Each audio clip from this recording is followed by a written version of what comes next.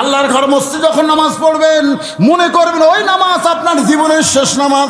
প্রত্যেকটা মুসলমান যদি মনে করে আজকের এই নামাজ আমার জীবনের শেষ নামাজ, তাহলে নামাজের মধ্যে তড়িঘড়ি করবে না, কারণ জীবনের শেষ নামাজটা ভালো করেই পড়বে। জোরে কোন কথা ঠিক কি না?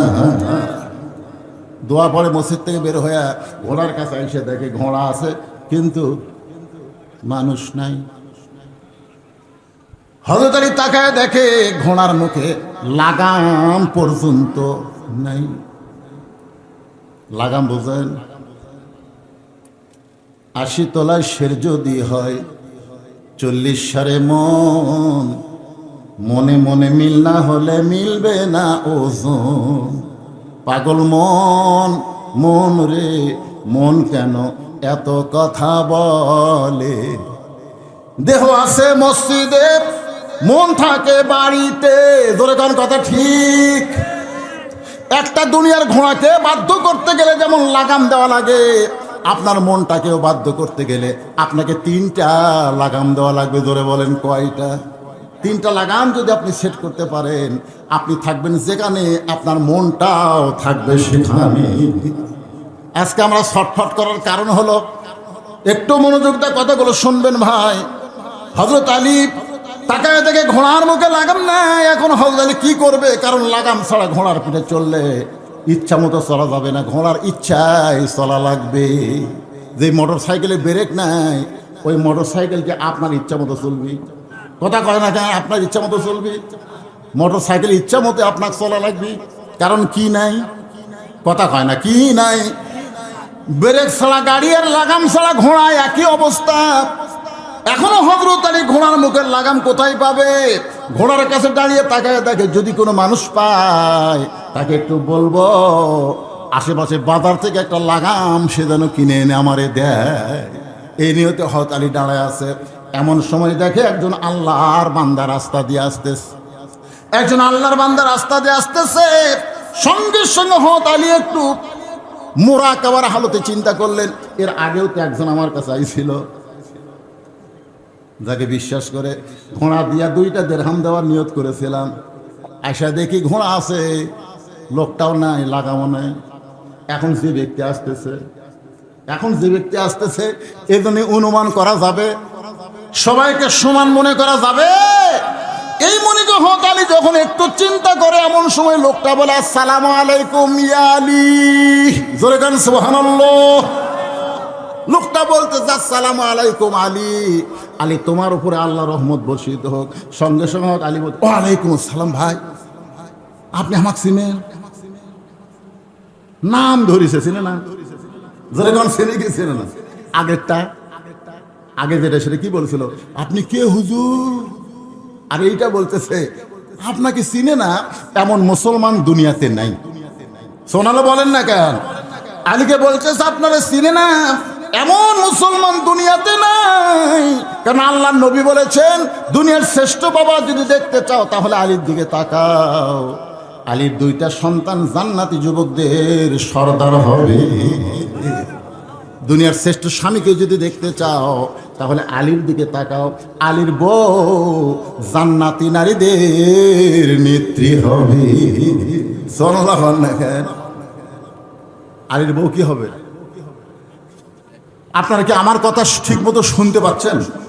এ ভাই বুঝতে পারতেছেন? তাহলে দুনিয়ার শ্রেষ্ঠ বাবা কে? হযরত আলী। তার 2টা সন্তান জান্নাতি যুবকদের সর্দার, আর শ্রেষ্ঠ স্বামী হলেন হযরত আলী। তার বউ হলো জান্নাতি নারীদের নেত্রী। আপনাকে চিনে না এমন মানুষ মুসলমান দুনিয়াতে নাই। এমন মুসলমান মানুষ আছে কিন্তু এমন মুসলমান দুনিয়াতে নাই। কারণ মুসলমান মাত্রই জানে হযরত আলী সাধারণ কোনো মানুষ। ভাই পিছন দিকে কি শুরু হলো রে? বৃষ্টি হচ্ছে?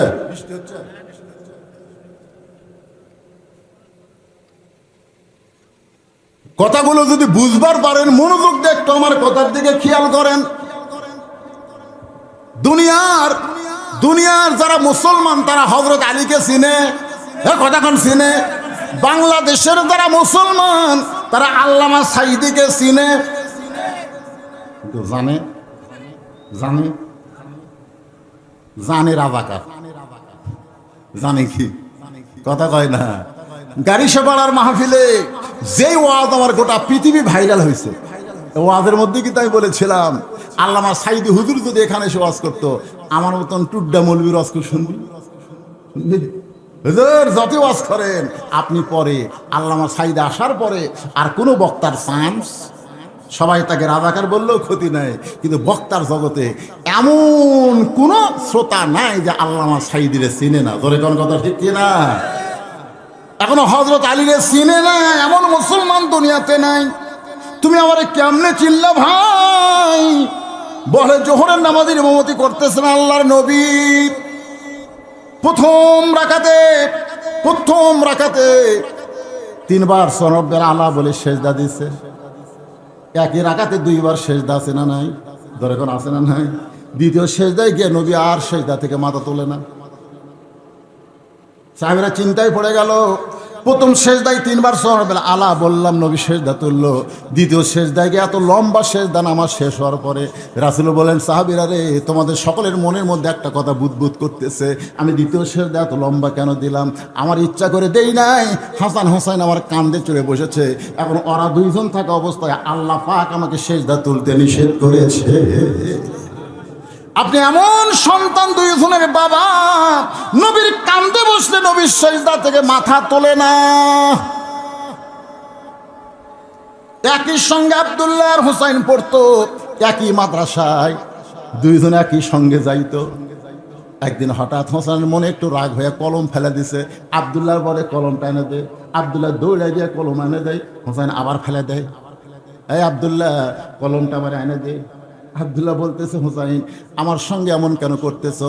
আমার বাবা হলো অর্ধ পৃথিবীর খলিফা হযরত উমর। সঙ্গে সঙ্গে হোসেন বলে, তুই আমার গোলাম, তোর বাপও আমার গোলাম, যা। যেই বলছে তুই গোলাম, তোর বাপু গোলাম, সঙ্গে সঙ্গে আব্দুল্লাহ এক দৌড়ে গিয়ে বাবার কাছে কান্দে বলে, বাবা হোসাইন বারবার কলম আমাকে এনে দিতে বলে, আমি 2 বার আনা দেওয়ার পর আবার যখন ফেলে দেয়, আমি আনা দেইনি বলে আমি একটু বলেছি, আমার বাবা অর্ধপৃথিবীর খলিফা, তুমি খামারে ছিল না, এমন কেন করতেছ? হোসেন বলে, তুই গোলাম, তোর বাপ আমার গোলাম।